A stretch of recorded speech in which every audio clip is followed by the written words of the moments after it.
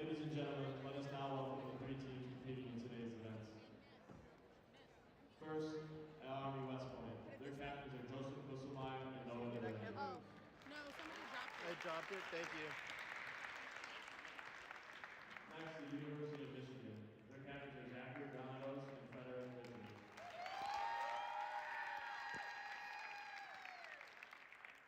And lastly, the Springfield College Pride.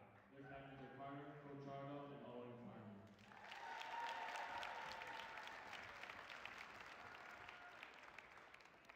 Ladies and gentlemen, please rise if able and join us in honoring our country with the singing of our national anthem by Ashley Miller.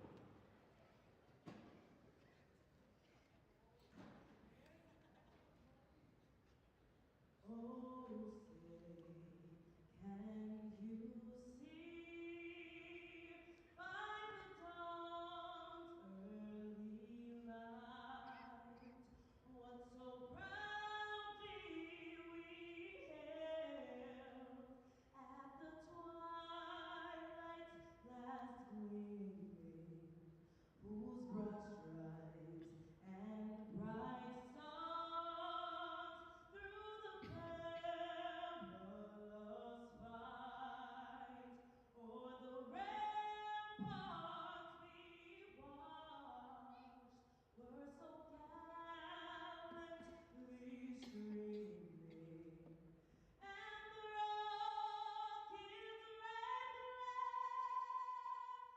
our flag was still there. Oh, say does that star-spangled banner yet wave o'er the land of the free and the home of the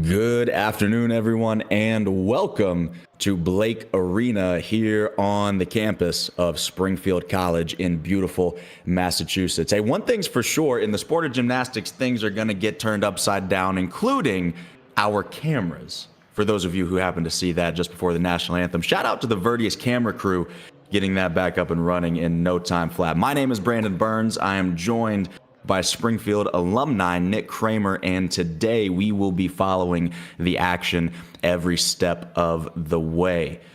Nick, this is your alma mater here at Springfield. How do you feel about this coaching staff and what they've accomplished so far this year? I think this coaching staff is stacked. Matt Davis was my coach when I was on the team. Same with Norm, and I happen to know Kale and Dante really well, and they're both very devoted to the sport. And I think things are going to be great for Springfield this year.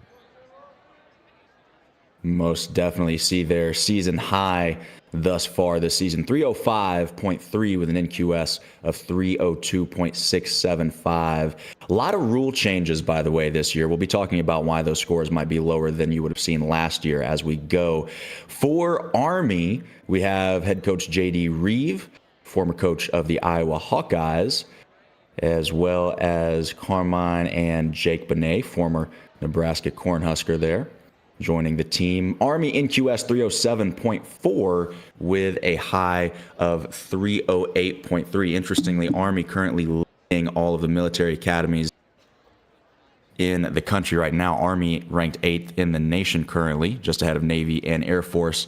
And of course, Michigan head coach Yuan Shao, Jordan Garenstrom, Yuha, and Crew Bold, former athlete there for the Wolverines, currently ranked 7th nationally, just ahead of Army. So this might be a tighter meet than you may expect. It's worth noting Michigan has not put out a full lineup just yet this season, but here are those scores nonetheless. High of 316.6 in QS of 313.75. Again, we haven't seen Michigan's full strength just yet. We will get an opportunity to see the superstar Fred Richard compete for the first time this season today. Paul Judah not yet in the lineup. Their other superstar.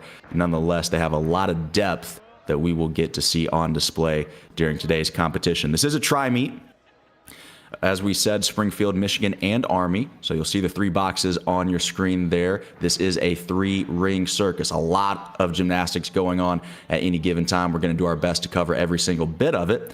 And just as a reminder of the tri-meet format, we will be toggling between the first half of the events and then the last half. So all teams will compete on floor exercise, pommel horse, and still rings. And then for the second half of the meet, all 3 teams will then cycle through vault, parallel bars, and high bar. Nick, anybody that you got your eyes on today? Any athletes we should be looking out for? You know, it's funny you say that. Someone who shares the same last name as me, but we are actually not related. Peyton Cramer really stood out last year, and really looking forward to seeing his pommel routine today. So that'll be awesome. Owen Carney is another one to look out for as well. And it's just so hard because honestly, Springfield has a lot of really good guys. So, really looking forward to everybody's routines, to be honest. Absolutely. Absolutely. I always felt like Springfield was almost somewhat underrated. They always bring in really, really great talent. They always have coaching. They always put on phenomenal events. And so it's great to see them, so many years later, still doing some phenomenal gymnastics. Absolutely. Yeah. And it's nice too. We just got a new renovation to our gym, Kresge Gymnasium. So it's really nice to put that to use. And it looks like we got a lot of new upgrades, which is awesome. So man, that equipment makes a difference. The upgrades in the facility, let me tell you, for those of you who are watching and may not have tumbled on, let's say, a 30-year-old floor, and then you get that new speed floor in there and you feel like you just gained 10 points in strength and power all of a sudden, you're flying 20 feet higher. So it's a big deal. For sure. Yeah. Makes a huge difference. Is there anyone you're looking forward to specifically at Michigan or even with Army or anything, or Springfield? Well, again, I'm very excited to see Fred Richard compete, and it looks like we're getting started on floor over here, top left side of your screen. But Fred Richard, especially on high bar, he should be making a season debut. We haven't seen him on that event yet, and I would argue that is his best event. So we'll get to see that toward the end of the competition. Nice little non-acrobatic sequence here. It's worth noting that non-acrobatic skills, they're not quite as strong as they used to be. With the changes of the code, you can only do 8 skills per routine now, not 10. So they limited how many of those non-acro skills that you can do. That was a mistake right there. 2.5 backwards to a front layout, a little bit hollow in that front layout. Stayed on his feet, but judges will hit him for a shape deduction there. Dismount should be coming up now. Nice double back. What do you think about that to start things off, Nick? Strong, yeah, and Will Wilson is another really good gymnast to look out for as well. But yeah, that was a great start. So Springfield College kicking things off on the floor. As you see Army about to get started there on the pommel horse, and Michigan on the still rings.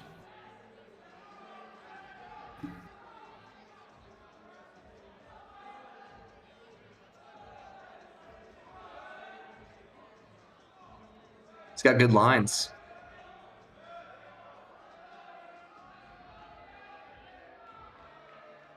It's interesting you brought that up, Nick. Actually, one of the updates to the code of points is that for the pommel horse code, the phrase circles with slightly hollow position are permitted was removed from the FIG code. So in my mind, that means they're going to be even more strict this year on body position in the circles. Really clean start for Army there too. And that's the name of the game on pommel horse, right? It's not flashy. You're usually not going to have a ton of difficulty, especially early on in the lineup. The name of the game is do not fall. The margin for error on pommel horse specifically is so unbelievably thin that you just want to hit sets, especially early on in the meet. Absolutely. It looks like this is Robert Knoll on the still rings for Michigan. last week at the Windy City Invitational against Illinois, scored a 13.35 on this event. He's really solid with his positions there. On the straight plunge and his handstand, really stable. Looks confident. Now that right there is a sequence we're going to be seeing a lot. Yamawaki, both the tucked and piked version. Nice double twisting, double back dismount there. Both the tucked and piked Yamawaki were downgraded by 1/10. But with the new code, if you directly connect one of your Yamawaki skills, those double fronts in between the rings, to a back uprise handstand, you almost get a connection bonus. You get a 10th added onto the Yamawaki that you did immediately for the swing handstand. So that particular sequence, Giannis and Yamawaki back uprise handstand, look out for that. We should be seeing a lot of those throughout today's competition.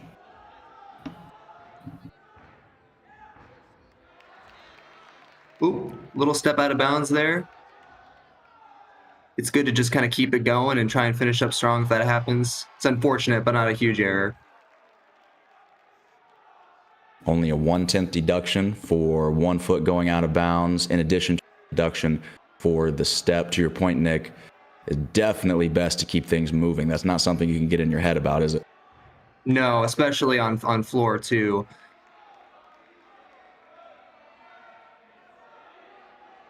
Notice that scale there. I believe that's a new addition to the code as well, right?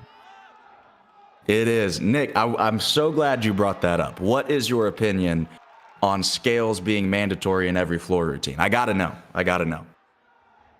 If you're asking for my honest opinion, I think they're a bit redundant, but it does add a nice artistic flair, if you will. I guess I'm indifferent overall.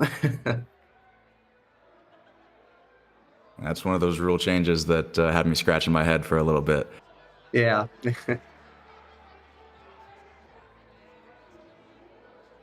I'd like to point out. Score. Oh, go ahead. Looks like that first score for Springfield coming in on floor 12.45. We'll be sure to keep you updated on scores as they come in.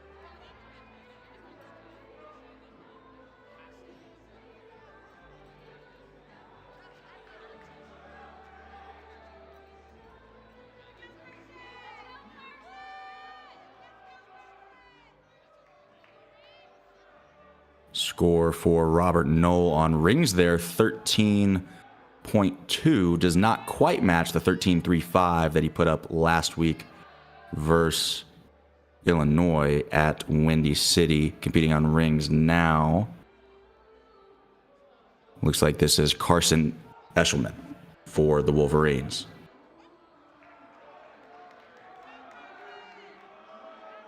Beautiful handstand line from Carson right there. You know, the old Michigan coach Kurt Golder, that was probably the skill he was the most, I'll say picky with, but picky in a good way. And look at that triple back dismount.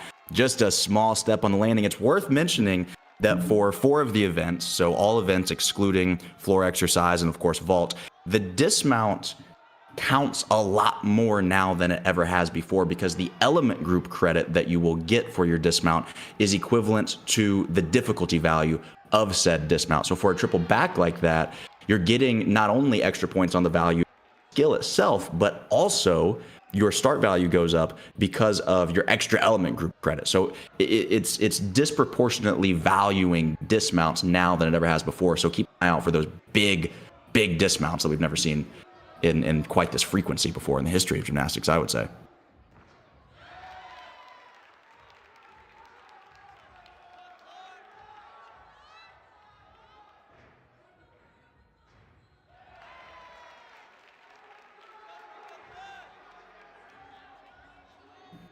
Looks like Will Wilson got a 12.45 for his effort on the floor exercise.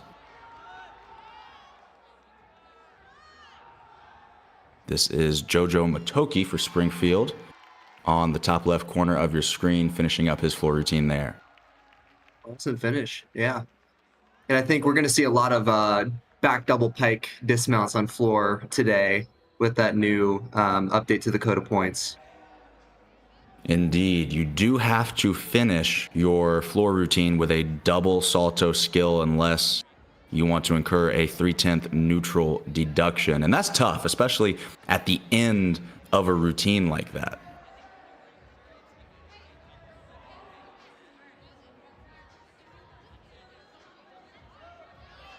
Yeah, so far we're seeing some pretty clean sets here. I like to see a nice consistent start to this meet. Yeah, and that's what these teams are really striving for in this competition, especially early on in the season. These coaches want to see hit routines, be consistent, handle the pressure, because those are the things that make the difference in the postseason.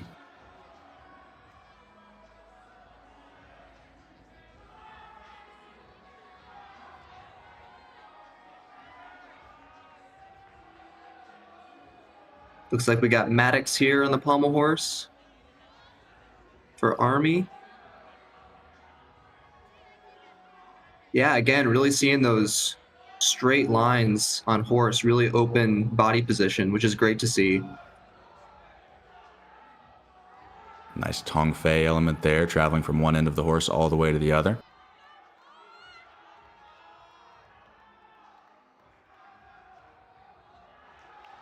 Nice Beautiful. dismount, too.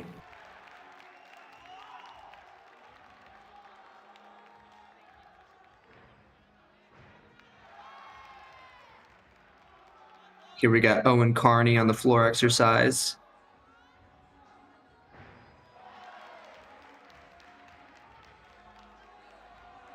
Owen got a 13.55 last week against Navy. We'll see if he can beat it here.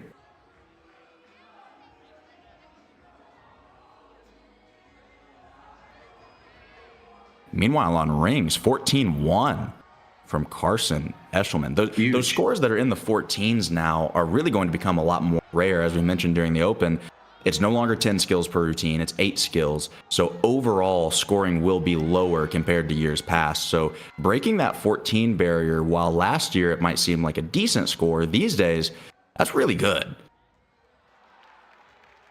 Ooh, just a small barely hop on misses that the dismount. stick. Barely missed it. I know those athletes are always striving for that stick bonus, right, Nick? Absolutely. And they really stressed that at Springfield for us when we were there. Every little tenth, all those sticks, you know, they really add up. Indeed, they do. Sticking at dismounts will get you a 1/10 bonus if it is sufficiently difficult. I think more importantly than that, though, it just energizes your team. It leaves a good impression with the judges. It's the very last thing that they see. It's a good thing to have happen. Quite a big hop there on that double dismount, but I saw a lot of Malteses, and dude looked like he had a pretty stacked routine there, so we'll see what the score is for him. Yeah, still rings is all about strength. As a reminder, those strength holds do need to be held for 2 full seconds. So if you're watching at home, make sure you count slow because that's how the judges count. Yeah, at Springfield, they had us in practice. We would try to aim to hold it for 5 seconds if we could in our head. 1,000, 2 1,000, all the way to 5. So just so we overshoot it a little bit in competition. That's the way it's supposed to be. I had a guy named John McCready. He's an Olympian. He told me one time that his coaches used to tell him that he just needed to do a little bit worse than he did in practice. During a competition, don't try and be special. Don't do anything that you don't normally do. Just try and be a little worse than you do in practice. Because if you stress yourself out trying to be perfect, it's not going to work. But if you practice to a point where, you know, practice is the most difficult thing that you do, then the competitions become easy.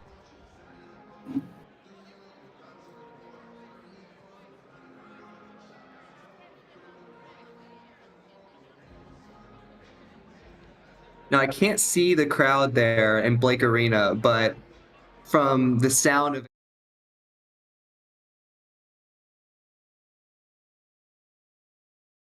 active.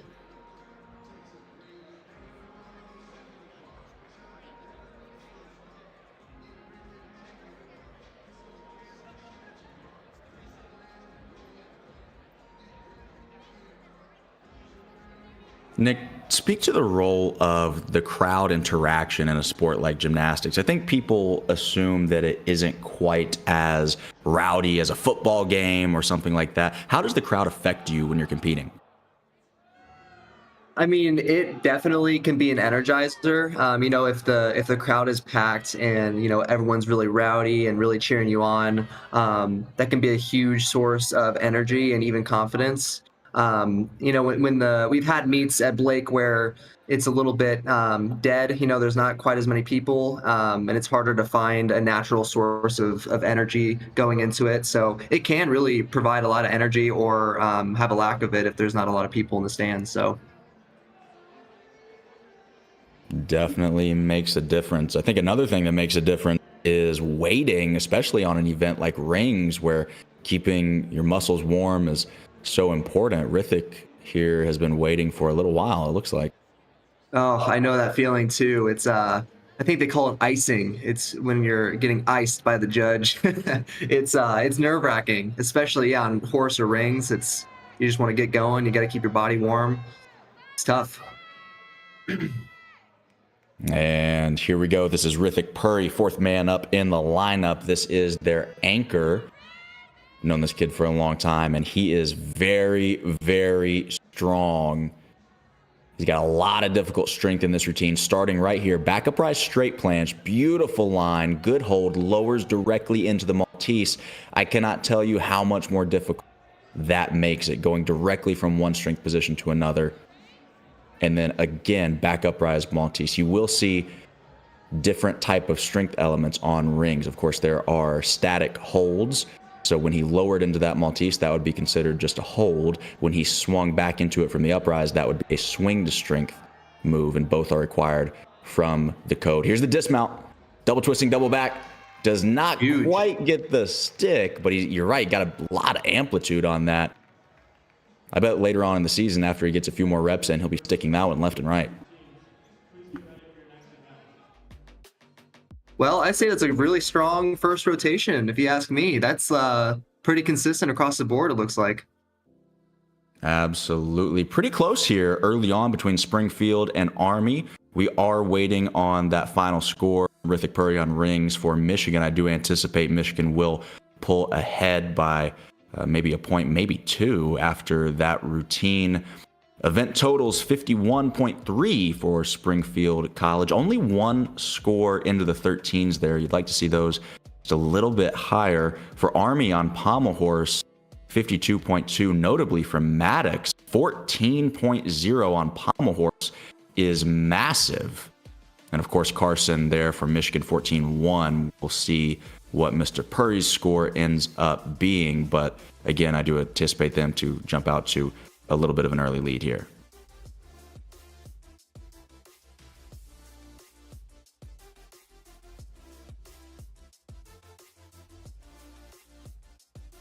Nick, any highlights from that first rotation there? We saw a lot of gymnastics in a short amount of time. Process that a little bit. What were your highlights? Yeah, I mean, definitely, obviously, Maddox's routine there for Army was just super clean, really consistent. The whole routine flowed really nice, and obviously a 14 is well deserved for him. But I would say that was a pretty big highlight for that rotation. I thought floor for Springfield, nothing stood out crazy, but it was really consistent. And I think on rings, it was the same there. It was really consistent. Yeah, you mentioned Maddox there for Army. It looks like he's currently ranked 7th in the nation on pommel horse with an average of 14.05 and a high of 14.1. So he will be helping his national rankings case with that routine right there again. Very nice job on his part. And that was always such a nice feeling. As a gymnast, I would track road to nationals pretty religiously, and seeing your rankings go up after a really good set was a really nice feeling. So I'm sure he'll appreciate that. Yeah, people talk about gymnastics as a team sport, and of course it is a team sport, but I think there's always a little bit of room for that individual competitiveness. Everybody has a goal, either a conference champion or a national champion, especially those guys who are event specialists. I think if you're a pommel horse guy, if that's what you do, the epitome of that is to be high in the national rankings for your event specifically. So I don't think that gets talked about enough. Yeah, that's a great point. And especially at NCAA, I feel like it's a really good mix. You have a really strong team setting, but also, room for doing individual or being able to focus on the individual aspect of gymnastics. So, I think of it as a good balance. Nick, let me ask you this question because I'm taking a look at warm-ups here. This is the 2-minute touch warm-up period, and I was looking at the top left corner of the screen, Michigan up on. I saw a double pike to a butt sit during warm-ups. When things like that happen during warm-up, how does that affect you psychologically? Do you stand up, brush it off, it's not a big deal, or do you get in your head and say, oh, I hope that doesn't happen during the competition? If I'm being honest with you, back when I was competing, if I did fall a couple times on the same skill in warm-ups, it did get in my head a little bit, but I think most gymnasts should strive not to, for sure.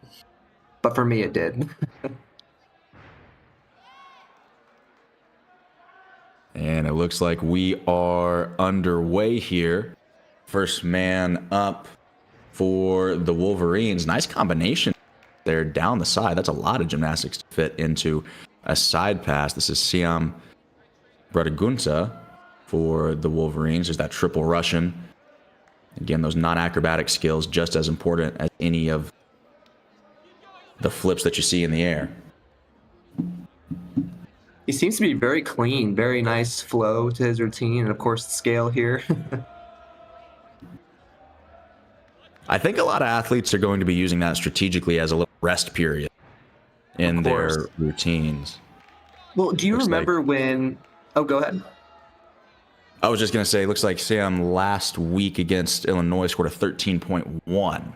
And there's that double pike dismount that you mentioned earlier. We'll see a lot of those upgraded to a value skill.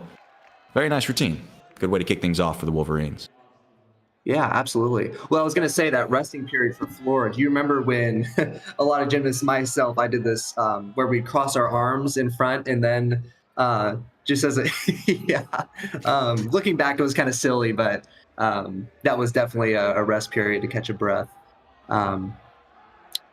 Here we have Jaden on pommel horse.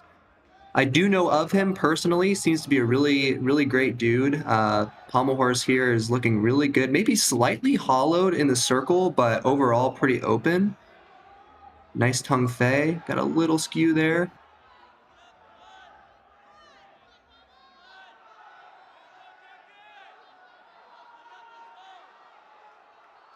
And as you mentioned, that body position is so critical on pommel horse. The more hollow you are, the more it's... And speed is very much your friend on an event like pommel horse. Yeah, overall, though, that was a great routine. Great start with Jaden.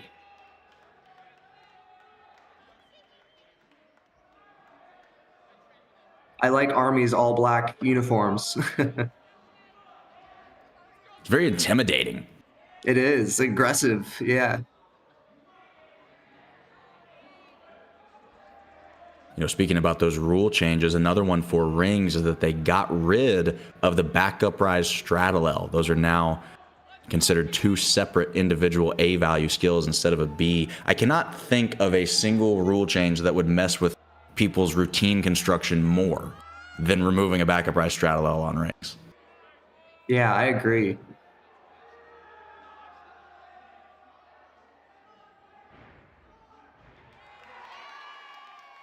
Solid. With the half in, half out dismount there. His straight body planges were really solid. And there's that double pike we talked about earlier on floor. That fall during warm-ups did not seem to mess with Jake Islam here at all.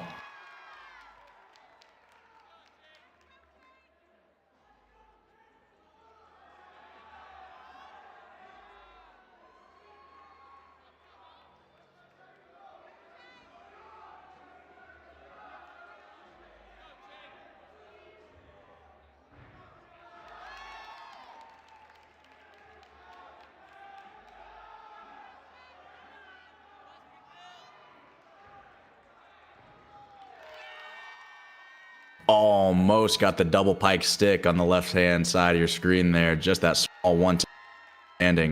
Not bad, but I know he wanted that stick.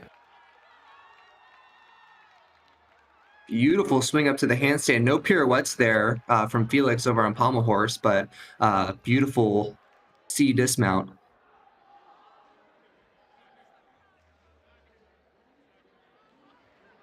I was briefly watching his pommel routine while floor was going, and it looked like his lines were really nice as well. And so far, so good on pommel horse for Springfield.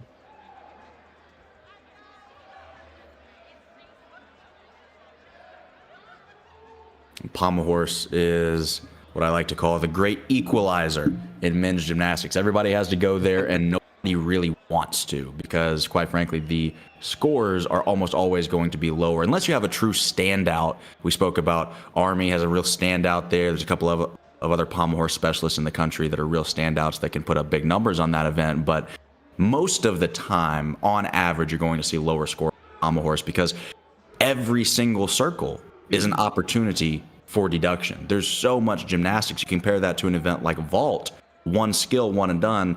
It makes sense how that event, vault, would have much higher scores on average than something like pommel horse. So it's a tough one. And mentally, I think it's taxing as well.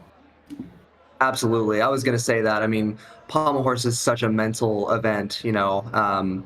One little hand placement that's off could throw you completely off the horse. You know, one slight body movement that's not quite right, you're off. You know, it's a very mental event.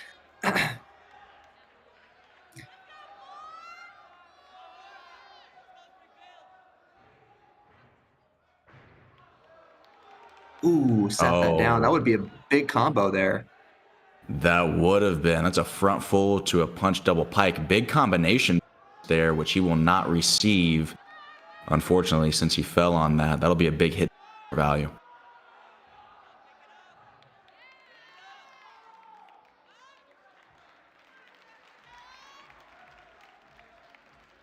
This is Will Young, by the way, in the top left corner of your screen for the Wolverines. Did not compete last week, getting some competition experience early on in the season here.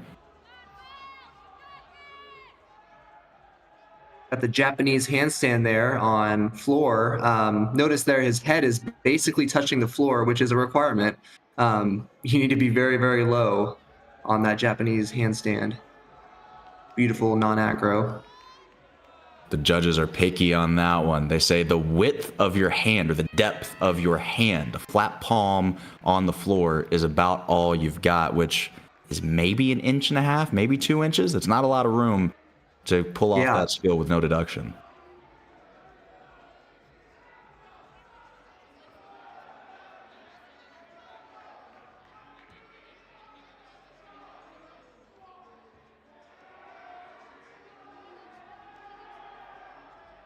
Score update for you here on rings. Gabe Almeida for Army, 12.65.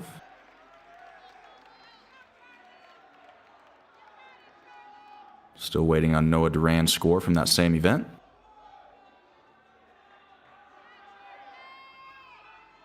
Got some big circles here on, full care. That's a big skill on pommel horse, and it's nice too because it's a big skill. It's worth a lot, but it's doesn't require a lot of energy, so pretty smart to put in there if you can do it.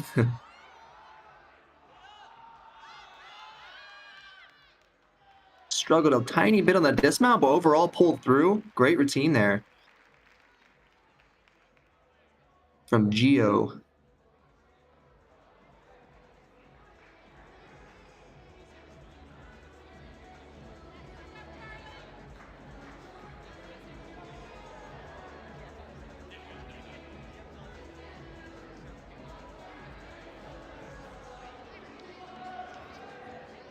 You mentioned that pommel horse dismount, using a little bit of strength to get up to the handstand. That's a tricky thing in gymnastics. Those pommel horse handstand style dismounts, you're not supposed to use any strength at all. It's supposed to look like a true swing up to a handstand. But after you've been on that 45 seconds, 60 seconds, 70 seconds, the level of technique that you have to use while you're exhausted is unbelievably difficult. Yeah. It's hard to do. It's hard to pull off a full swing. A lot of people muscle it, but it's tough. Charlie Larson in the left-hand side of your screen here for the Wolverines. 15.65 last week, and that looked like a double twisting double layout. That's a big skill. I think he also started his routine there with a scale. Am I correct to say that? You are indeed. And then he goes scale, double layout, and then a full twisting double layout. Remember, all double layout skills on floor this year have been upgraded. Start value already huge just with the first 2 passes. Yeah, if he hits this will be a big score for Michigan.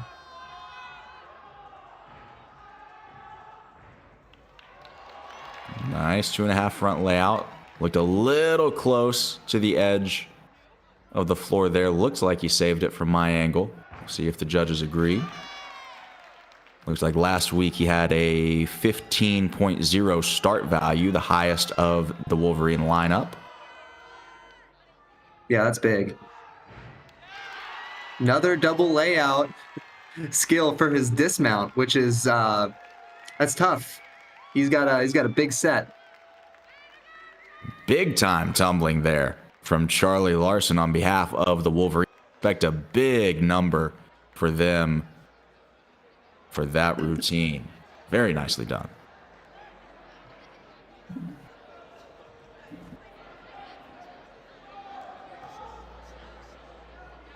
Looks like we had a 12.05 for Geo on Pommel Horse. Like you mentioned before, Brandon, yeah, ideally we'd like to see those Pommel Horse scores be in at least the mid to high 12s, you know, if not the 13s. So hopefully Springfield can bump those numbers up a little bit, but so far pretty consistent. Looks like Springfield did get one score into the 13s, 13.2. Excuse me, no, that was on floor exercise. No scores in the 13s. Almost. Devin, 12.9. Almost cracks the 13 barrier.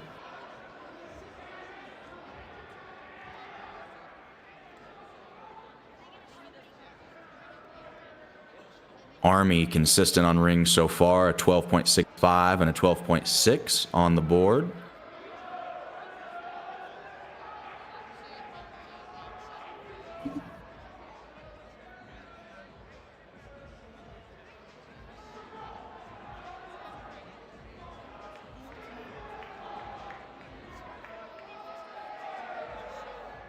Beautiful back uprights across. One thing I've noticed with Army's positions on rings is they're holding them the perfect amount of time. Wobbled a little bit there in the straddle planche. But the positions are really solid for Army so far. And that last skill that he did, lowering down into the Iron Cross, has really been upgraded this year to a C value skill, up from a B value skill in years past.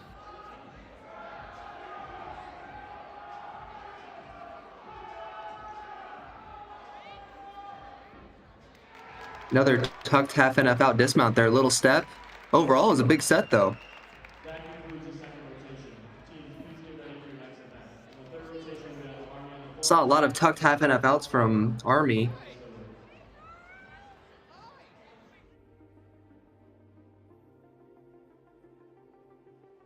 And here is our score review after the second rotation. Event totals for Springfield on floor exercise, 51.3. Army on the Pommel Horse, 52.2. And Michigan on the still rings, 53.9. That was our first rotation there. And next up in the third rotation, Army will be on floor. Michigan will go to the great equalizer of Pommel Horse, and Springfield on the still rings. Current standing, Springfield College 100.45, Army at a 90.45. However, they are still waiting on one score from still rings. Michigan 106.7 with the early lead, and it looks like That floor routine from Charlie Larson came in at a 14.05, so he eclipses last week's score by nearly half a point. Big time number there from Charlie Larson on behalf of the Wolverines.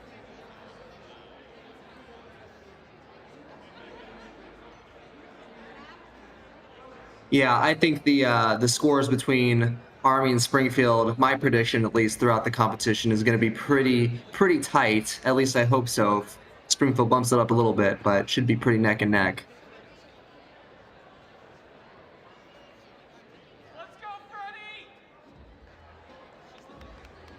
Looks like Army's last rings routine there, Connor scored a 13.0, so they did end up breaking the 13 barrier on the still rings.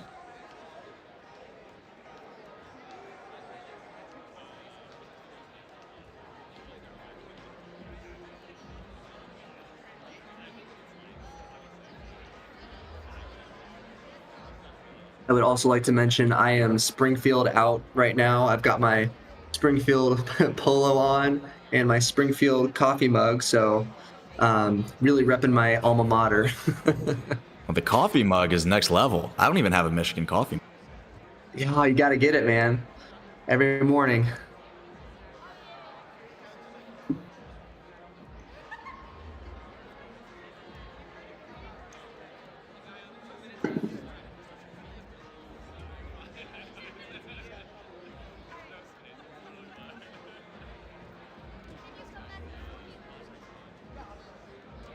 You know, it's worth noting that these competitions will probably be going a little bit faster this year compared to years past, just due to some of those rule changes.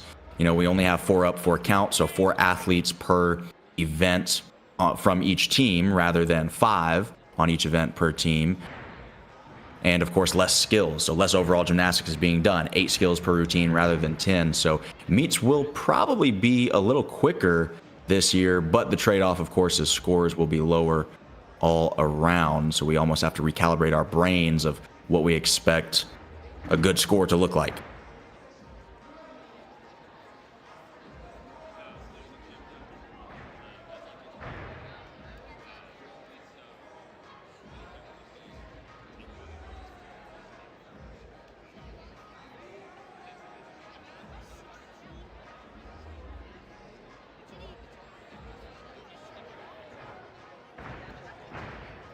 And interestingly, Michigan, early in the season, again, it is January, but they're currently last in the Big Ten. Illinois currently leading the Big Ten. And I've been saying for a few years now, Illinois is on the rise. Daniel Ribeiro has been doing a phenomenal job with that program out there, and I think they're going to shock a lot of people this season. Looks like they're already doing it, currently ranked 3rd in the nation, just behind Oklahoma and Stanford, who of course have become staples over the last decade, really, of collegiate men's gymnastics.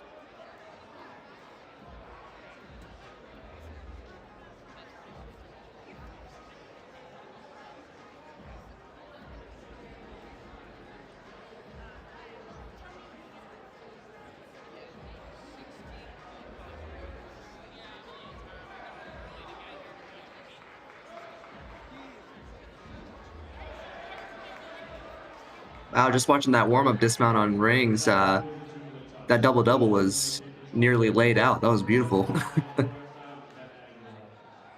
You know, think it that was was supposed my to be tough, thesis during, you know, when all the rule changes came out about the new rules with dismounts. My thesis from the very beginning was I think people are going to start chucking really big dismounts and maybe even watering down the earlier part of their set so that they have more energy at the end of the routine to throw a big dismount, because it's just disproportionate. I mean, you think about somebody who's doing a Wittenberg, a triple pike off rings, which granted is almost nobody, but you're getting 2 points for that. 1 point for the dismount value and 1 point for the element group value. So even if you fall, it's almost worth it. Yeah. Absolutely. Yeah, that's massive. That would be a massive dismount.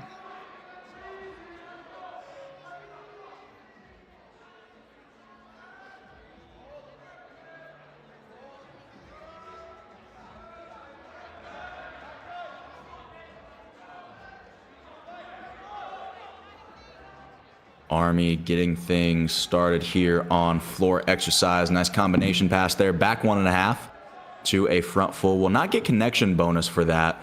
You do have to do a D value skill directly connected into a B or higher value skill, and it has to be a twisting skill into a non-twisting skill. So there's all these little nuances now about what does get connection bonus and what doesn't. And there's that double pike again. Seems like probably the most popular dismount on floor right now. And that was my prediction going into this. You know, that the double pike is going to be used quite often. Did you ever do that skill on floor, Nick? Because for me, a double pike was about the most awkward feeling skill in the code of points. I don't know what it was for me, but something about it just did not agree with me. Yeah, I've done a few, but it was either double tuck or I tried double A a few times, but it was not as common for sure when we were gymnasts. Most definitely. Here's Zach Granados on pommel horse. Some very unique skills here. Those first two skills you just saw there are very high level in difficulty, and he just did both of them, which is crazy. And the full care. Wow. Huge. Man, he hung on to that one. It looked like he was a little bit off balance there. Managed to hang on, pull his shoulders back inside the horse. Nice triple Russian dismount there. It was a fight at the end, but he got it done. And I'll tell you, from a coaching perspective, that's what I want to see in January. Does it need to be perfect? No, but I want you to put in big difficulty. I want you to be brave enough to do the big skills, push yourself a little bit. And even if it isn't perfect, can you make it work? Because over the next 2 or 3 months, we can refine it. So I think that shows a lot of promise for Zach on pommel horse there for the Wolverines.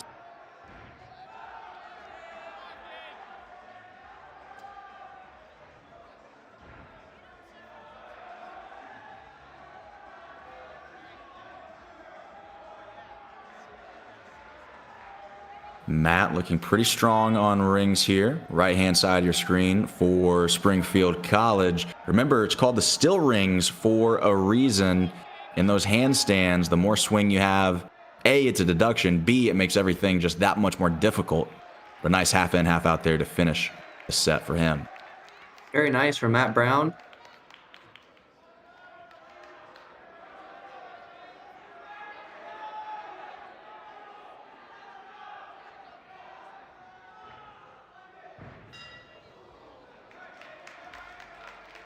Well, looks like he got a little bit off balance there. Yeah.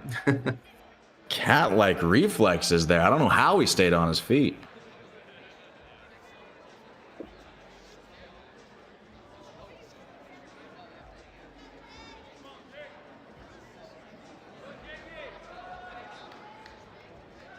You know, you see those maps that they're using on floor exercise to land on. Sometimes, ironically, those make landings even more difficult. It adds a different timing of the bounce to the floor when you land on it. Sometimes that absorption on landing that you're looking for is almost more difficult. Even though it's a little safer, it sometimes becomes more difficult because of those mats.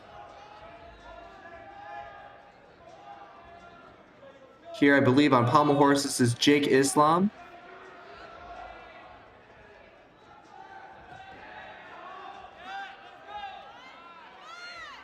So far, very clean.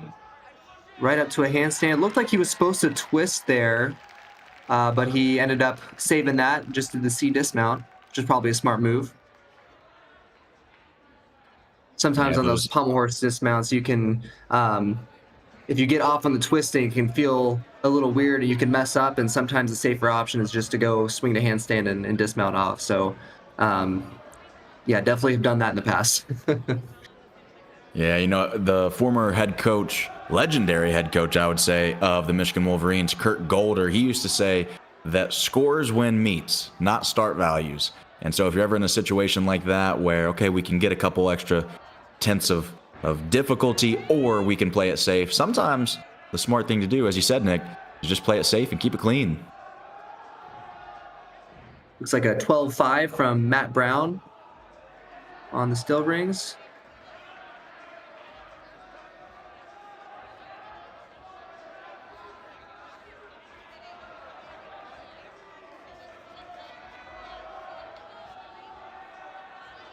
Another lowered across there on rings. I've seen that a few times already. I'm seeing a lot of patterns here with the new code of points changes. You know, a lot of people are going to follow those new trends that are worth more, so understandably.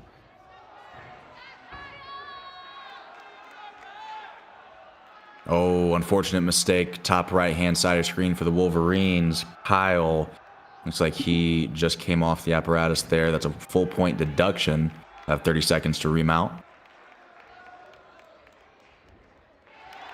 Oh, Beautiful nice half in, rings, half out.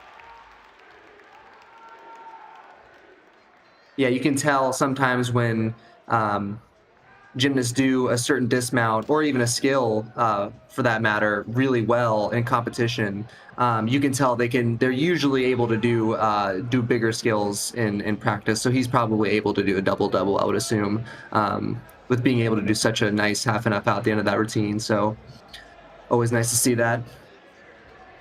And it comes down to that strategy, right? Is it worth taking a risk when you're tired at the end of your routine? Again, dismounts this year counting a little bit extra compared to what they were in the past. It's a disproportionate addition to your start value if you have a big dismount. But is it worth the risk of deduction when you could stick a slightly easier dismount, get a stick bonus over there? So now the math starts to get really interesting. These are the types of decisions that coaches are making behind the scenes.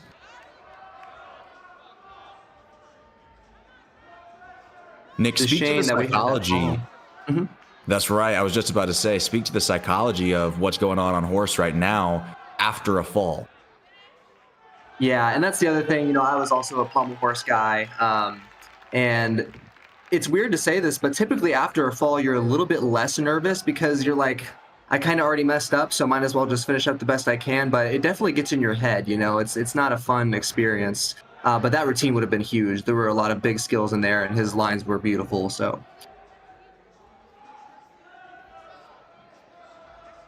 another Japanese handstand there. Again, barely hair scraping the floor on those Japanese handstands. Very difficult non-acro to do it correctly.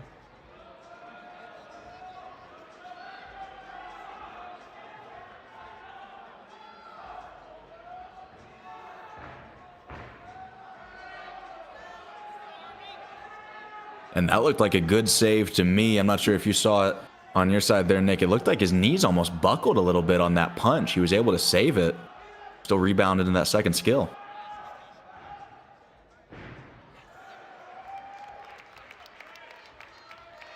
Nice routine there from Army on floor. Looks like we got the powerhouse of Michigan about to start here on pommel horse. The man, the myth, the legend. He's got more TikTok followers than some countries have citizens. Fred Richard getting ready to take on the pommel horse. And he's great at this event. All social media hype aside, he is a incredible athlete on a variety of events, particularly on high bar, which we'll see him on later. But this is a good event for him as well. Last week, he did not compete. This is actually the first time we'll be seeing Fred on the competition floor this season.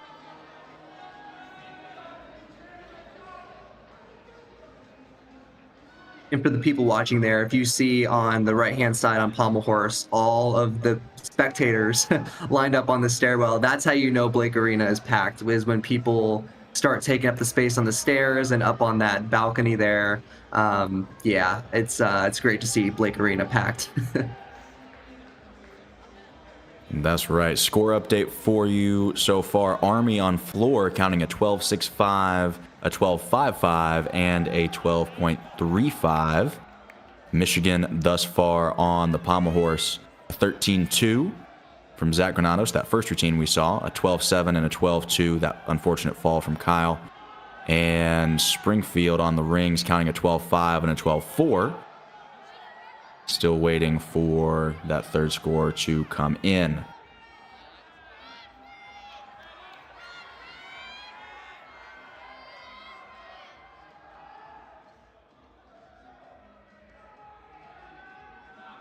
Fred Richard getting started now. Top right-hand corner of your screen. Scissor handstand. That is a tough element. Especially to do correctly, too, because, again, it's not supposed to be muscled and pressed up. You're supposed to swing right to handstand. So to do that correctly is really difficult. on the triple And speak Russian to in the- between the pommels. Yeah. I was about to say, speak to the difficulty of that in between the pommels. Breaking into the flares there. He's got a pretty unique routine. I really like it. Very nice and open, just super consistent with his swing.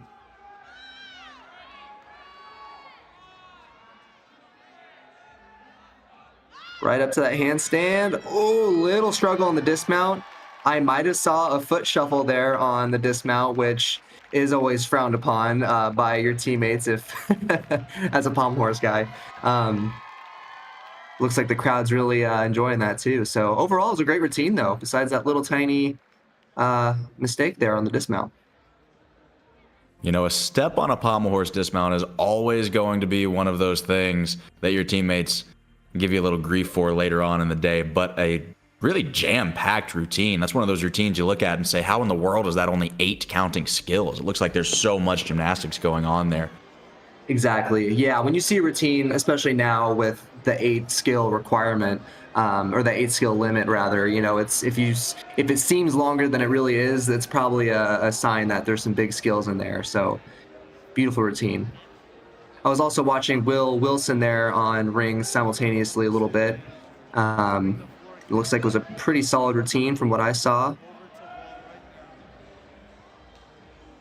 Looks like still waiting on that score from Will Wilson. We'll give you an update as soon as that comes in.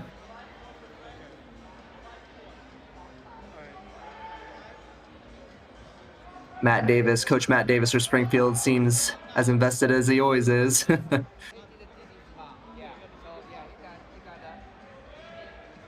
And speak to that relationship a little bit from athlete to coach. Obviously, you've been on both sides of the arena here. You've been an athlete at Springfield. I know you're doing some coaching work right now.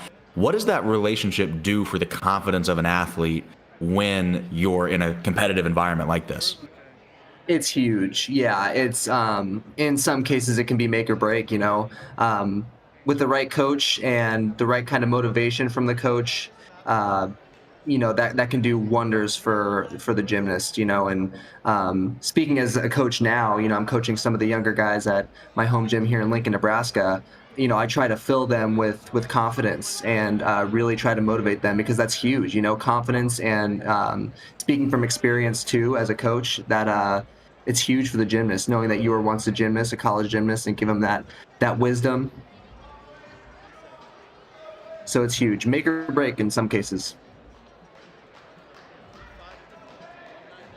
I think that relationship between coach and athlete almost becomes more important the higher level you get to, especially in postseason and championship season. Everybody's talented. Everybody's been working hard the entire season. So sometimes the X factor really is how comfortable are the athletes? How comfortable is the team? What's the team chemistry like? What's the culture of the team like? Those things really make a difference, especially in postseason. Absolutely.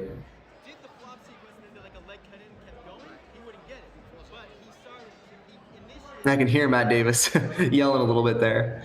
He's into it. 12-9 from Will Wilson. That's pretty good. It's nearing those 13s. That is solid. 13.75 from. Yep, that's exactly what I was about to mention. 13.75 from Michigan's Fred Richard. That's the second highest score we've seen today on pommel horse. Beautiful iron cross there. If you guys notice, he opened his hands up to show. It's kind of just a way to show off that, hey, I can do this without gripping way too far over. I've got the strength to even open up my hands during this skill. You can see there again. Beautiful. Really confident here, showing off those strength moves.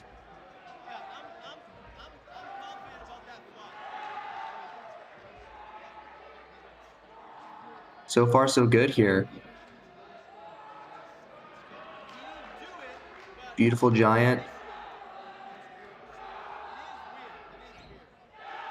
Boom. Huge double-double there.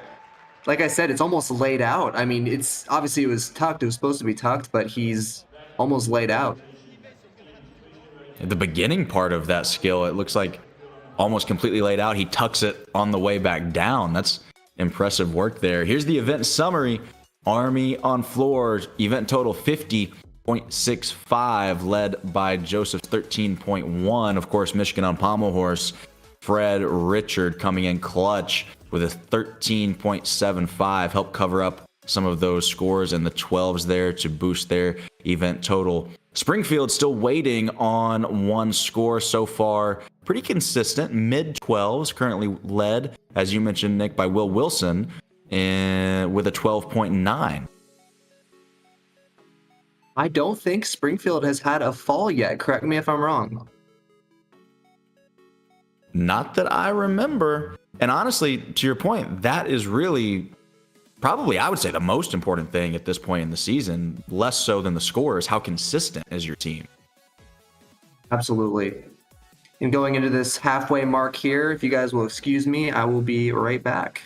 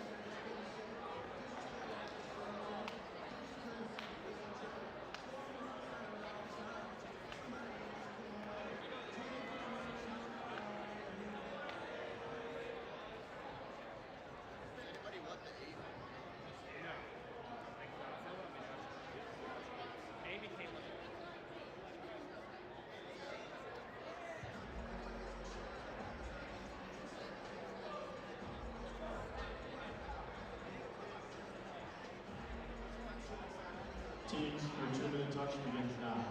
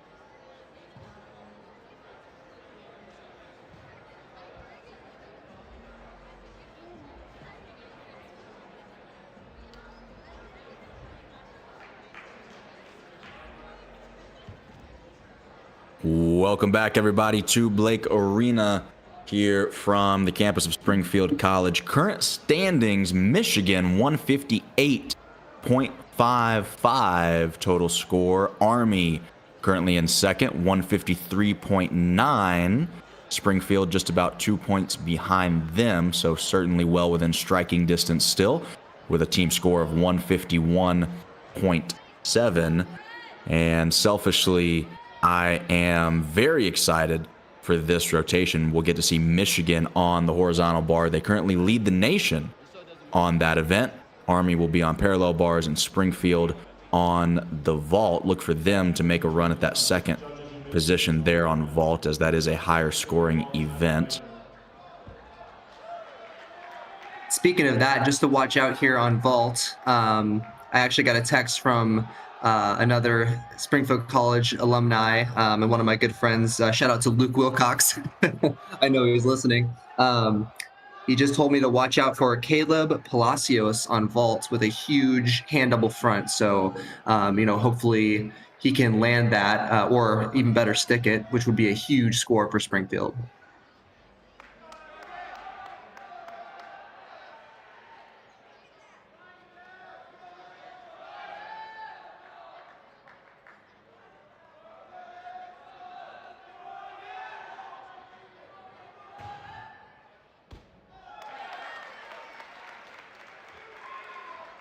All right, getting things started very nicely on the vault for Springfield. That was Evan with a nice cause full, 2 twists from start to finish.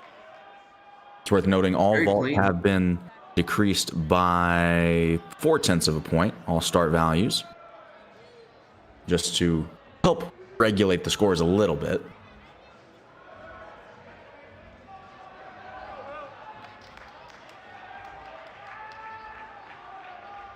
Looks like an Army there. That P-bar set so far is really clean. Huge front uprise to a double front. Even opened out. That was massive. First up for Michigan on the high bar is Robert Knoll.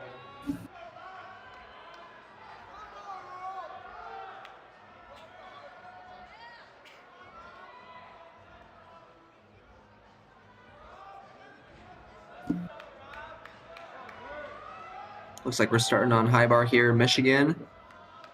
Robert Knoll. Beautiful layout to Kachev there.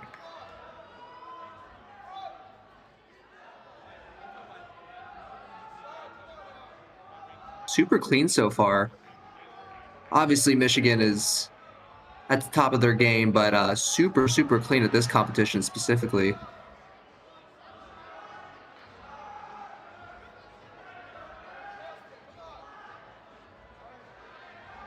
A little bit angled there in the cock half. Angles are very big on high bar.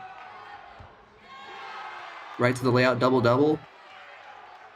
Beautiful routine. And Robert Knoll took his first event title of the season on high bar last week with a 14.05.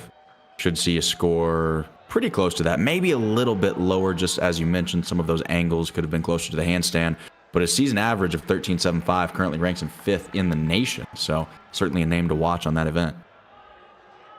Just had Will Wilson go there. I know vault's kind of hard because it's really quick, but did another laid out cause full. Had a bit of a step. Might have gone a little out of bounds. I can't quite see from that angle, but probably looking at a 3 to 4/10 step there.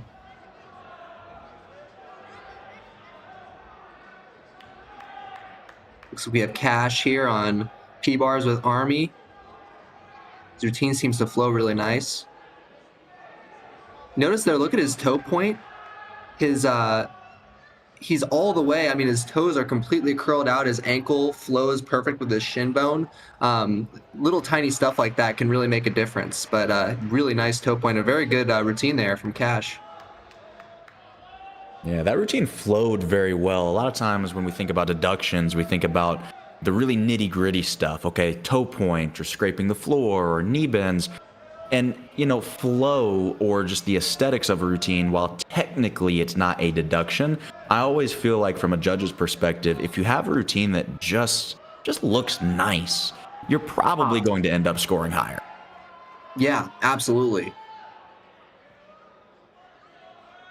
Robert Knoll there with a 13.4 for his effort on high bar. A little bit lower than I would have expected. Again, though, those angle deductions are brutal on that event. Yeah. And you can see that he just did a talk half there with a bit of an angle. Huge Kovacs, though. I would predict that a lot of guys in the next season or the seasons coming up are going to take out those talk halves, the Heelys, and things like that that have a lot of angle, Red Balco, and all of that. So big layout to Kachev. This guy's got huge release moves.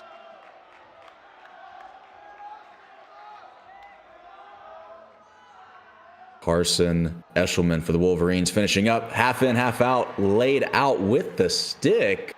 That's going to be a big score, Nick. I mean, you think about those huge release moves, all executed pretty well. Oh, here's that double front.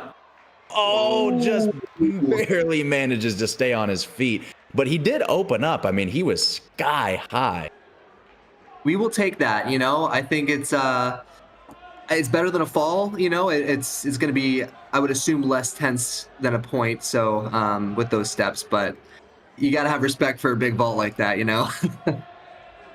That was massive airtime over there on vault. That's one of those vaults that later on in the season, after he gets some more reps, some more air awareness, he's going to stick that thing in a competition. I guarantee it. Absolutely, and it'll be huge. Nice to pelt there on Army.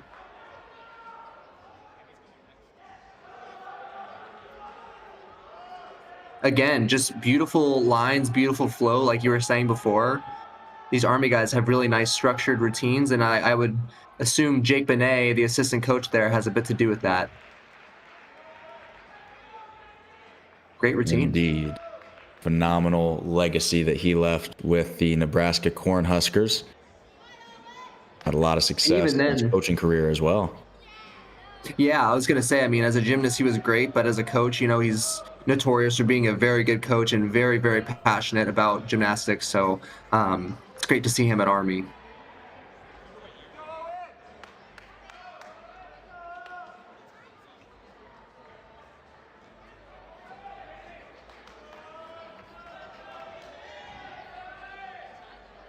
Looks like we got a 13-4 for Caleb Palacio on vault. You know, if he would have not taken as many steps, it would have been a lot higher, obviously, of a score, but we will take it. Not too shabby.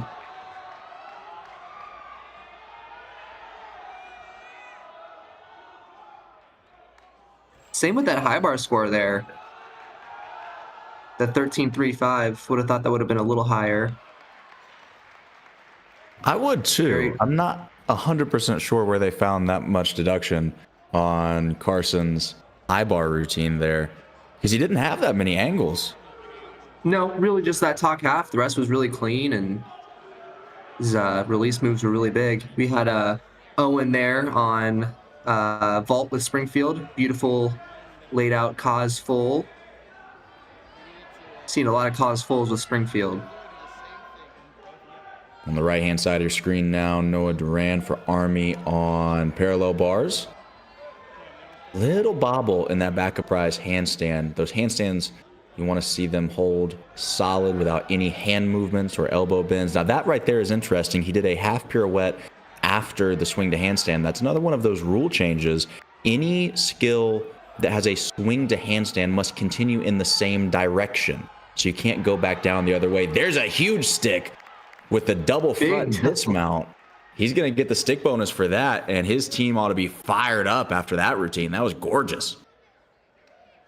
Yeah, big double fronts from Army.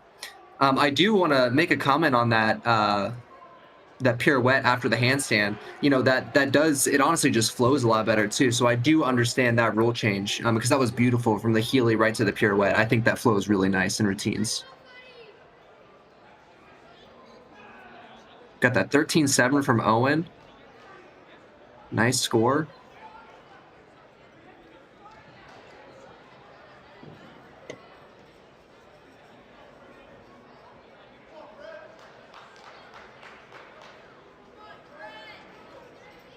And I'll be honest, Michigan needs to pick it up here a little bit on high bar.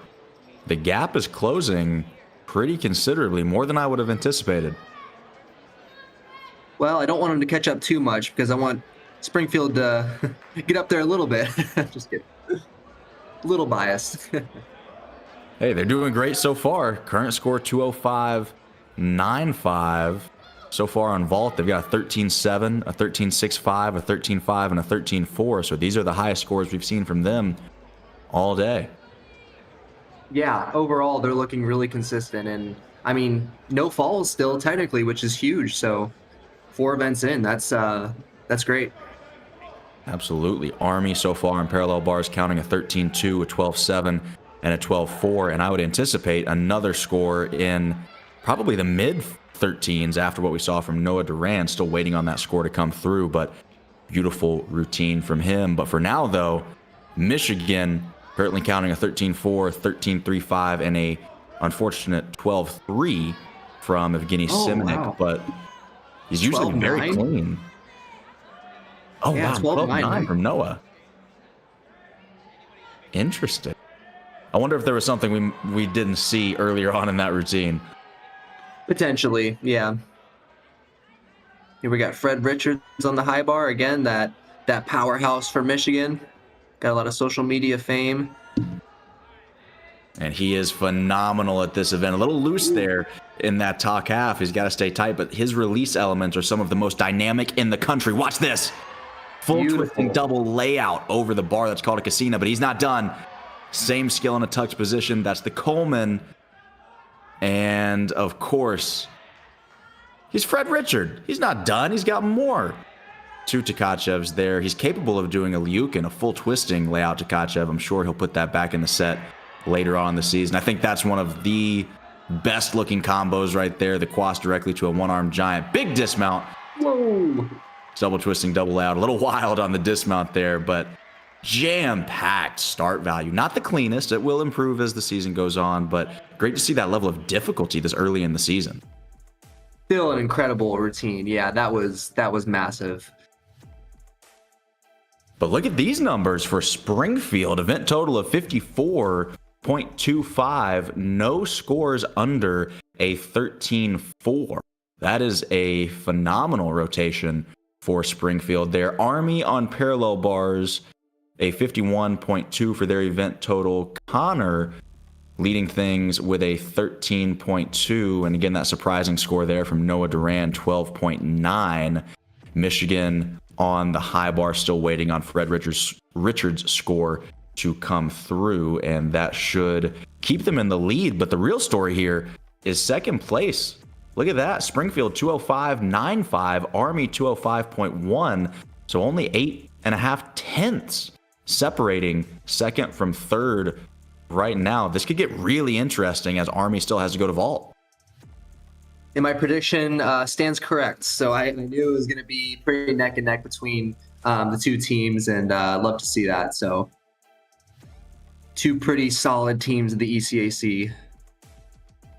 And here's a look at what's coming up in rotation 5 as Michigan heads to the vault. And Springfield will be on parallel bars. Army will take on the high bar.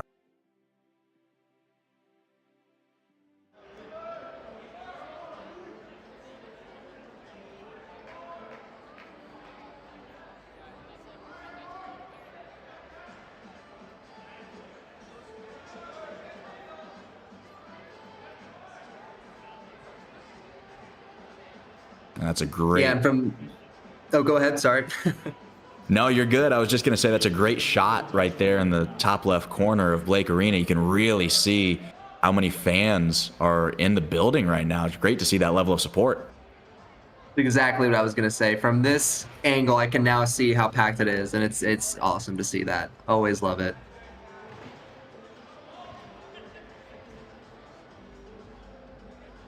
Nick, what was your favorite memory in Blake Arena? Either as an athlete, coach, anything that you've ever seen there. What's the one that sticks out to you the most?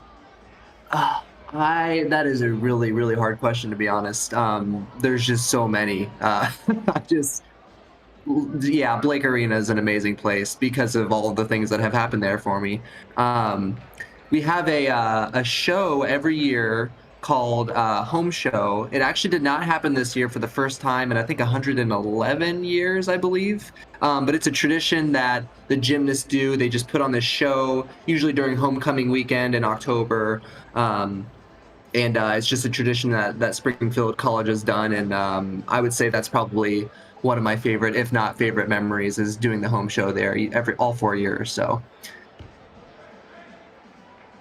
Yeah, that sense of camaraderie and everything that happens outside of gymnastics, I think, is not often talked about. But you know, when you build that team chemistry outside of the gym, doing things like what you just mentioned, it always, without fail, shows up on the competition floor. Absolutely.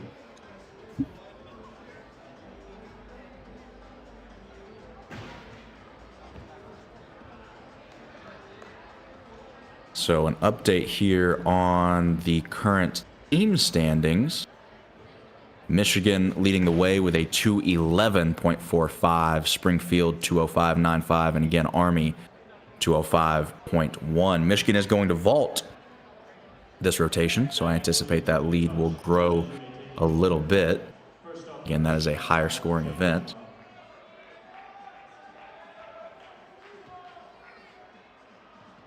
Now, for Springfield, at least, these last 2 events for them are going to be interesting. just in the past few years, and even when I was on the team, P-bars and high bar were a little bit of a struggle as far as getting the scores where we want them. So right now seem to be pretty neck and neck with Army, but if things start to fall south, those scores could slip a bit. So hopefully they can keep it up in these last 2 events. And this is about the point in the competition where people start to get a little bit more tired. You're 4 rotations in. A lot of gymnastics has happened already. Getting started on the vault with Michigan there. A big cost full-and-a-half to get things started. It's a 14.8 start value vault. Big step on the landing, unfortunately, but decent start value. Should still be an okay score. Here we got Caleb Palacio, the one with the big vault. Hand double front is now on P-bars. Big straddle 1 1/4 there. Oh, too bad. See, it looks like that was, P-bars can be similar to pommels in a way. One small hand placement error, body angle error, you're off the P-bars, so it's unfortunate to see on such a simple scale he fell, but it does happen. So hopefully he can finish up strong. And that's one of those things I guarantee he will be drilling in the gym over and over and over again. As you mentioned, that's a relatively simple skill just before the dismount too. Big double front. And he That's did. an unfortunate mistake. Yeah, he did finish strong there.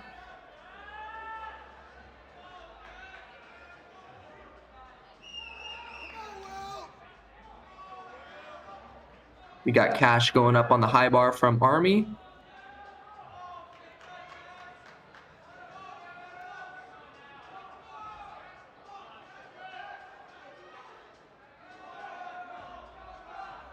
He's got great lines. I know I say that a lot, but they really do have some really great lines at Army.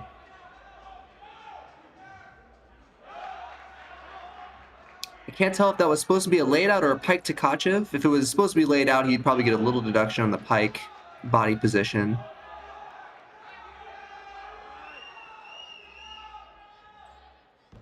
Right to the laid out, half and half out, and the big stick. Very clean, simple routine there to start Army off on high bar. And he's pumped up about it too. You can see wearing his emotions on his sleeve there. He is pumped up. I love to see that level of emotion from these athletes. Gymnastics is not like tennis. It's not one of those sports where you got to be quiet and nobody's talking. These teams really do support one another, and the energy in the teams goes such a long way. You'd be amazed at how big of a difference it makes when you've got supportive team members like that and you're having fun competing rather than just doing it for the sake of doing it.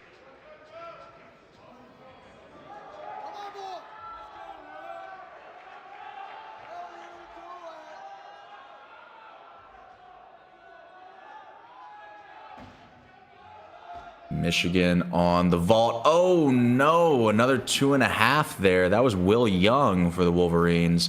Sat it down. Unfortunately, it looked like he was almost going for the stick a little bit too much. Sometimes when you think about sticking, you end up under rotating. That's what happened there to Will Young. So that will be a full point deduction. So not the start that Michigan was looking for on vault so far.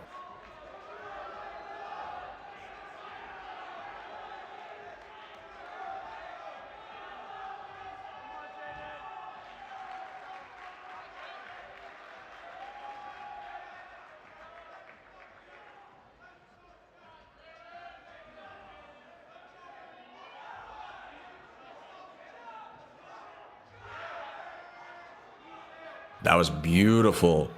The jam over there on high bar for Army. Great angles on this routine so far. Hitting those handstands. We mentioned it earlier. Oh, and that is an unfortunate mistake there. Just a little too far to be able to grab the bar on that Tkachev. The grips that these athletes use have dowels or a little wooden bar within the grip, and if that dowel doesn't get over the other side of the high bar, there's just no chance. All the G-forces and the gravity, there's no chance that you can hang on to that bar if your dowel doesn't get over it. So unfortunate to see that, especially after such a clean start to that routine. Will Young on vault coming in with a 13.05. So Michigan now counting a 12.9 and a 13.05 on vault. That is not what you want to see. Here's a Yurchenko, though, and another fall from Michigan. And this is where the psychology of the team starts to come into play. One person makes a mistake, and the pressure goes up. This is 4 up, 4 count. You cannot drop a score. Every single score will count toward the team total. And especially on an event like vault, where the athletes and the coaches anticipate higher scores. This is supposed to be a good event for them. When one mistake happens, sometimes it can get in your head a little bit. And now all of a sudden we see the cascading effects of that. So we'll be looking for the anchor, Fred Richard.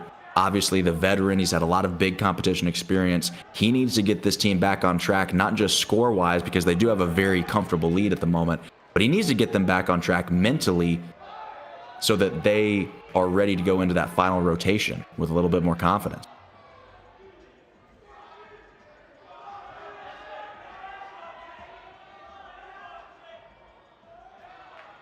And a little struggle there on parallel bars as well.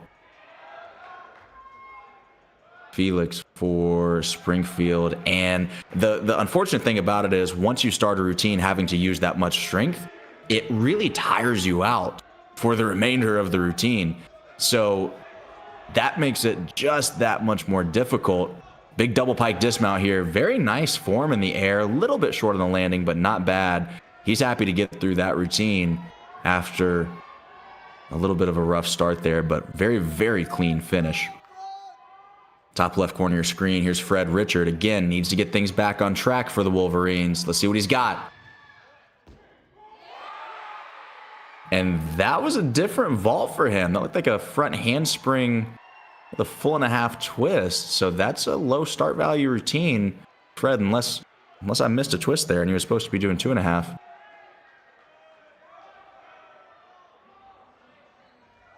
Well, that's a lower start value than he normally competes. Interesting vault rotation for Michigan. Certainly not their best. They're going to want to improve on that next week.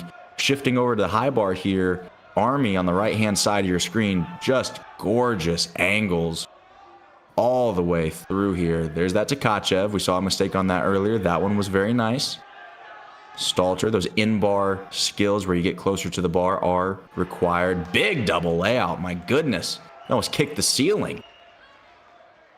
That's a very clean routine from Army over there. You've got to think that the discipline that goes into their training with everything else that they do as part of the West Point organization has got to come into play with things like that because they have such good form. Not the highest start values, but their form is impeccable. I think that's a testament to the discipline and the culture that they've built out there.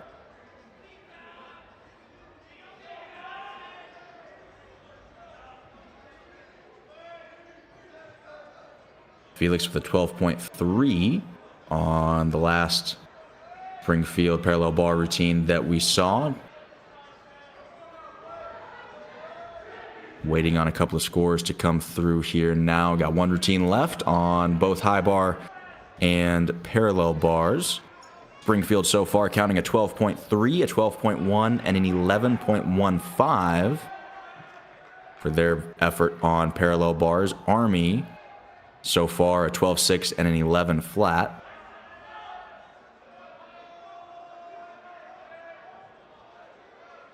Get things started with JoJo here on the parallel bars. A little bit of bent arms there. You want to see his arms stay completely straight. Good flow in that to pelt skill, though. You want to see those skills be caught and immediately fly up to handstand. That's a mistake, though. That will not count. That will not credit. And an unfortunate fall at the end there. It looked like he rushed himself just a little bit after that mistake on the Healy, and it ended up costing him later on the routine. Army finishing up on high bar. Good pike Tkachev there. This is their last man up. Just the dismount left. Nope, I lied. Another Tkachev.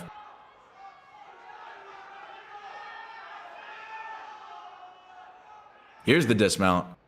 Big half and half out. Does not quite get the stick. That'll be a 3/10 hop on the landing. Anything more than shoulder width is 3/10 of a deduction.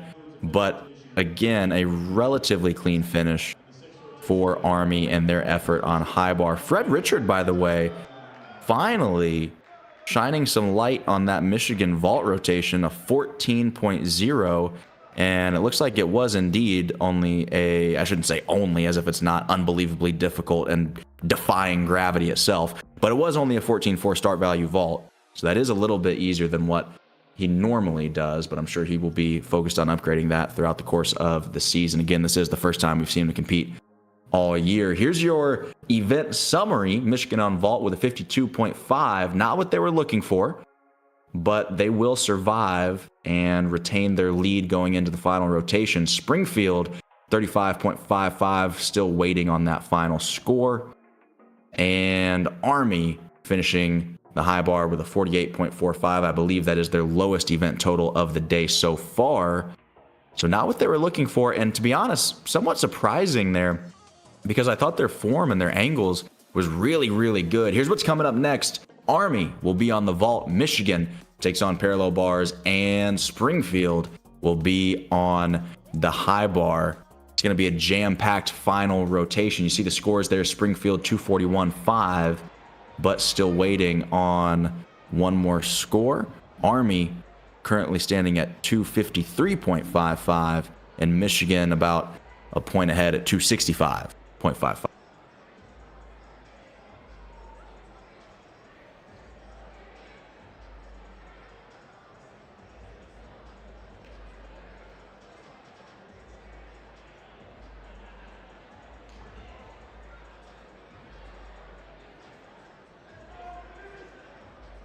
And it looks like that final Springfield score did come through. Standings are now Springfield 251.75, Army 253.55. So Army with a 2-point lead going into the highest scoring event, the vault. Meanwhile, Springfield will be on horizontal bar. It looks like they might be pulling away with it.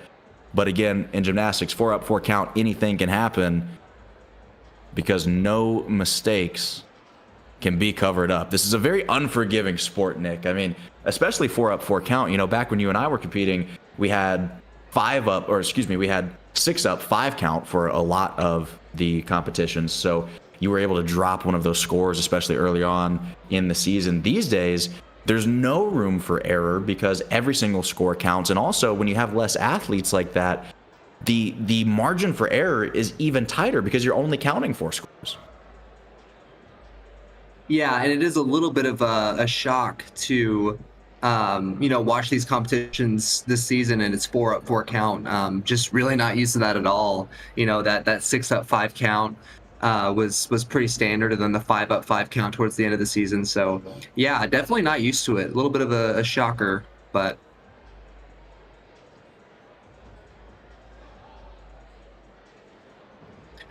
I'm also really excited to watch this last rotation because this could be the make or break between Springfield and Army. It depends on how this goes. So,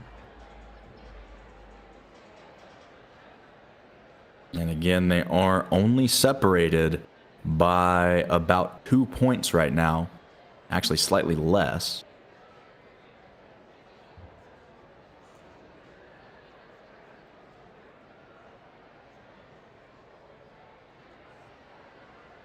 so far, this competition has been super strong all across the board, I would say, and seen some really consistent and clean gymnastics today. So this is a great competition.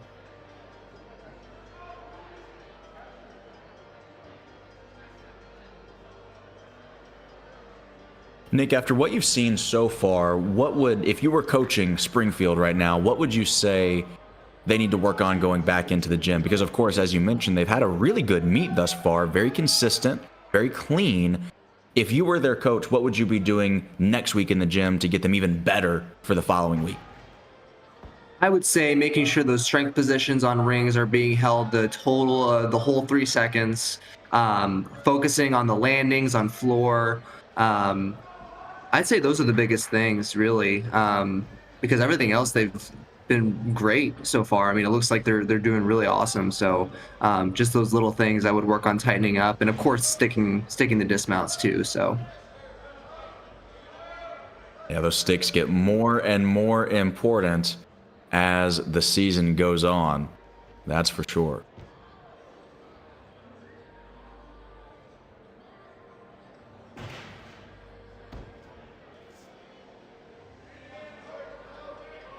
I do notice too. I know this was a little while back on Pommel Horse. I was looking out for Peyton Cramer.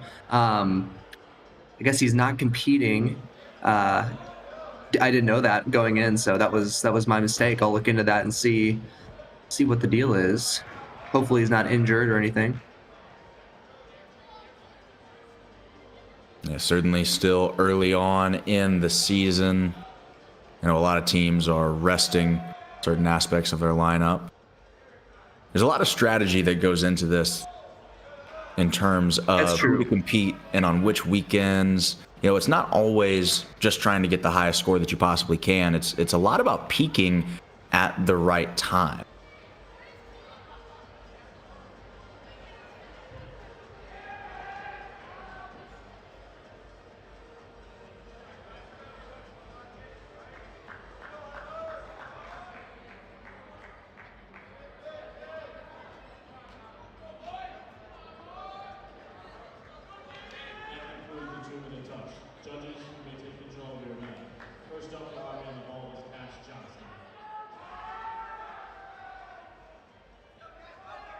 You know, we talk about peaking at the right time. Nick, you're somebody that did this sport for a very, very long time. Half the battle is just staying healthy and making it to the end of the season. Half the battle is making sure that you actually have your best lineup ready and available to go during championship season. Absolutely. Yeah, from a team standpoint, I mean, if there's just one or two guys that are injured that are, you know, big in the lineup and are big for the team, I mean, that can really do good things for the team's score. So yeah, being healthy and maintaining that healthy is really important. That's right. That was a good start there for Army and Cass Johnston on the vault. Simple vault, just a Kazumatsu, one twist, but very, very clean in the air. And Carson Eshelman getting started for the Wolverines on parallel bars here as well.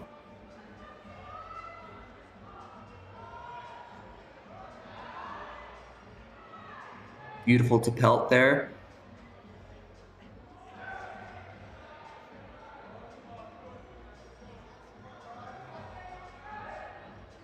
His hand was a little bit skewed. Wow, overall it was a really clean routine though. Definitely seen a lot of double fronts. Dismount. Yeah, seen a lot of those from a lot of teams. Carson got a 13.85 last week.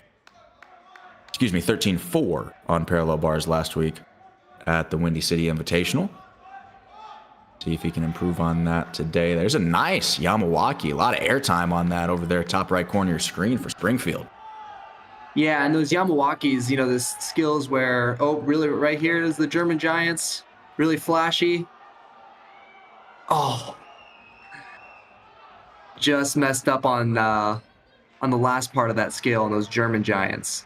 But I was saying on the Yamawaki, skills like that where there's possibility for, you know, body deductions, where if you're hollowed at all or too piked, that can really be a big deduction there. So it's not as common to see Yamawakis nowadays, but that was a really big one. So hopefully he can recover from this fall. Very unfortunate. Springfield really needs all the hits they can have, you know, all the hits they can get. Needs to finish this routine clean. Just the dismount left, really. He only had the stalter and the dismount. Oh, and that's an unfortunate break. Puts his hands down. That will be a full point deduction. That counts as a fall anytime that you show support on your hand. So 2 falls on that routine there, Springfield. Yeah, that's too bad. But, you know, all we can really do at this point is hit these next 3 routines as clean as possible and hope for the best. Little short on that Stutz there from Kyle on behalf of the Wolverines on parallel bars. Interestingly enough, they did take away the 2-second hold requirement for handstands on parallel bars, but you still have to show that you could have held it if you wanted to. There's another nice double front, though. That seems like the new standard dismount on parallel bars. Yeah, and it's interesting because it's a blind landing, so it's when you open out, you don't know where the ground is really, you know. So it's a lot harder to land and much harder to stick. So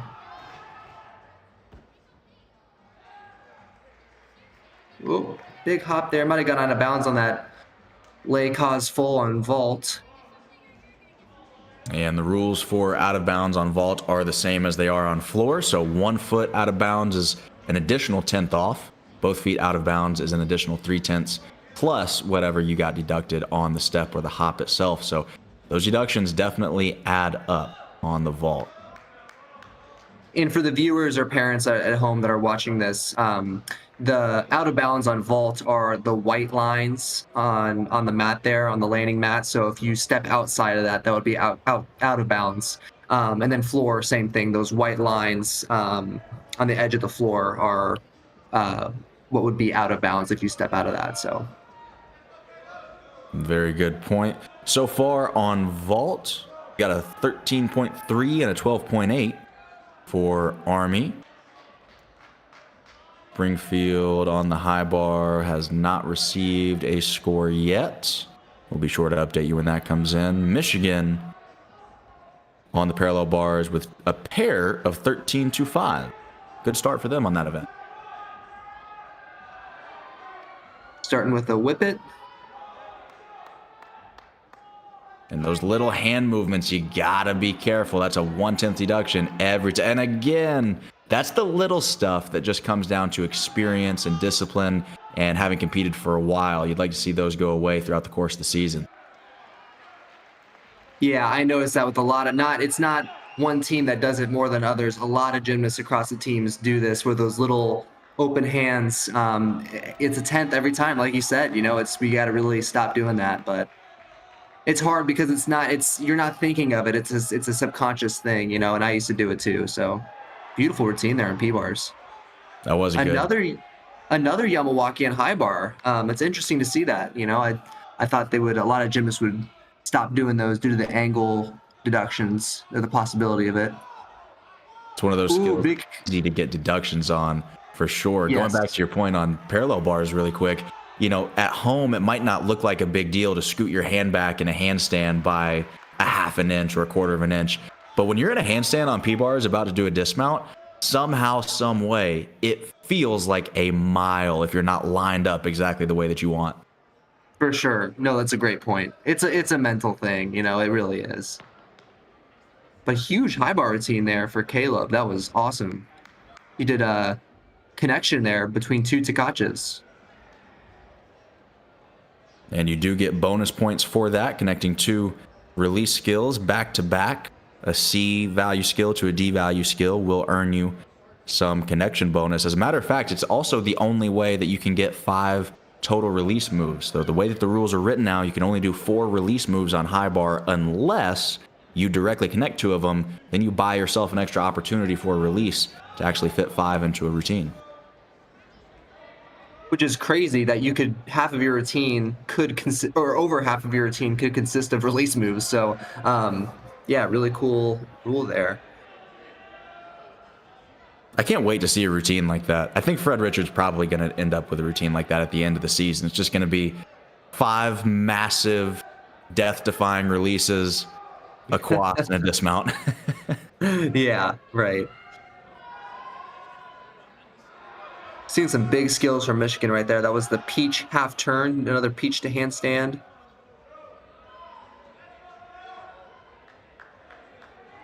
And Evgeny, I would say, is known for his lines on this event. Nice bobsar. Yeah.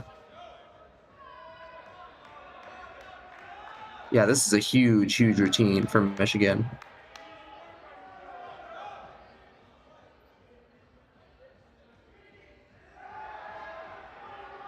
Just methodically working his way through this P-bar routine. Big dismount. Can he stick it? Oh, almost.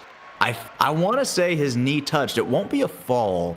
I don't think he supported his full weight on it. But if the judges decide that his knee did indeed touch the ground, that's a 5/10 deduction in addition to probably the 3/10 step. So almost a point in deductions just on that dismount there. Beautiful up until then, though. Right. Yeah, that was a huge routine. 11-6 from Caleb. I've noticed the high bar scores have been pretty. The judges have been pretty tough, at least. So And they've been tough on everybody. I think I've noticed that throughout Yeah. the entire competition. They've just been a little bit lower than I thought. So at least it's consistent. It's okay if they're low as long as it's consistent. For sure.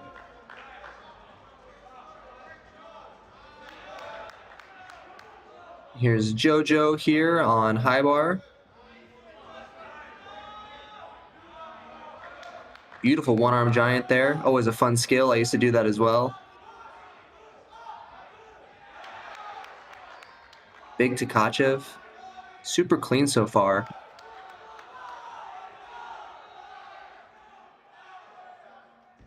Beautiful lay double-double with a little step to the side. That was awesome, though.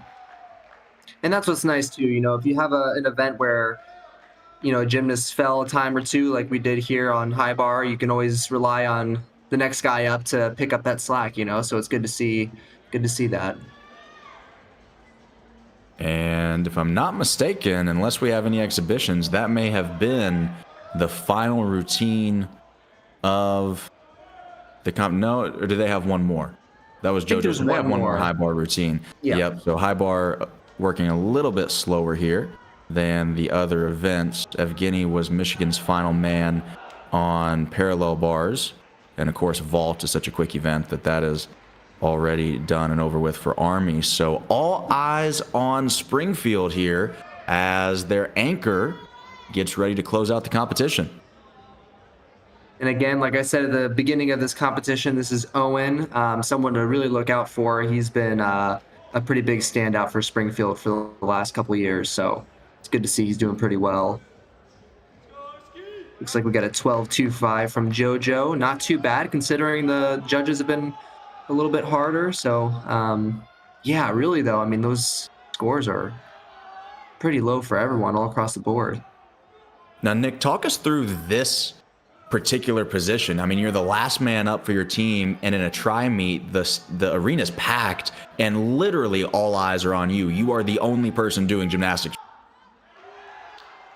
Yeah, no, I mean, that's another thing where it's weird because for me, it's nerve-wracking, but it also could be a source of confidence where it's, you know, it's a motivator in a way, in a weird way, for me at least. But yeah, it can be very nerve-wracking too. So looks like he's doing beautiful. He's got huge lines. Just got to stick that dismount. Oh, so close, but such a beautiful routine from Owen. And really showing off there at the end. Great job. I mean, straddle Tkachev. I mean, he almost caught that thing in a handstand. That was huge airtime. He just really shows off those skills on high bar. You could see it with all of them on that talk half, on the release, on the dismount. Everything was just really big and confident, which you love to see. But, well, I don't know. Overall, I mean, that was a really consistent and clean competition. Love to see it hosted at Springfield, obviously. And, yeah, we're waiting to see what Owen got scored on that high bar routine.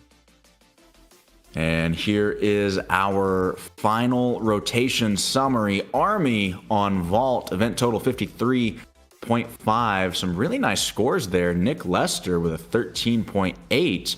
Those are big numbers. Over on parallel bars for Michigan, lower than I anticipated, to be honest. Only a 52.5. Evgeny getting a 12.85. That dismount certainly cost him, but a nice pair of 13.25s as well as a 13.15. Very consistent all the way through, and certainly a lot of potential on that event. Springfield on the high bar, you mentioned those scores on that event a little bit lower than everywhere else, but still a solid 47.5. Owen Carney's 13.25 to cap off that rotation with those massive release moves, as we mentioned earlier. Final team scores here. Michigan 318, Army 307, and Springfield 299. And here are your individual event standings. Floor, Michigan with a top three sweep. Charlie Larson, Jake Islam, and Sam Burdunganta. And Springfield and Army got a few more to round out the top five there. Pommel Horse, look at that 14-0 from Maddox. That's a huge number. Fred Richards, I mean, he was 2.5 tenths. Yeah, he's 2.5 tenths above Fred Richards. Crazy. Still rings there. You see Carson with a 14-1, 6 tenths ahead of his teammate from Michigan, Rithik Puri. Blaze there with a nice 13.45 though for Springfield. That's a big routine for them. Very impactful for that rings lineup for Springfield there.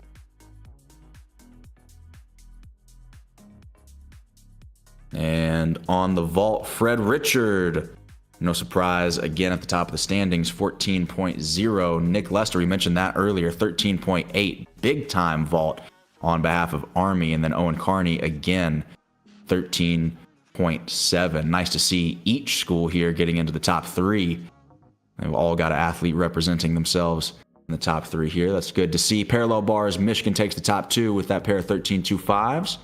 And Connor from Army, 13.2. We'll have a tie for your event champion there. And on high bar, your number one man in the country from last year, Fred Richard, 13.85, and Robert Knoll, 13.4.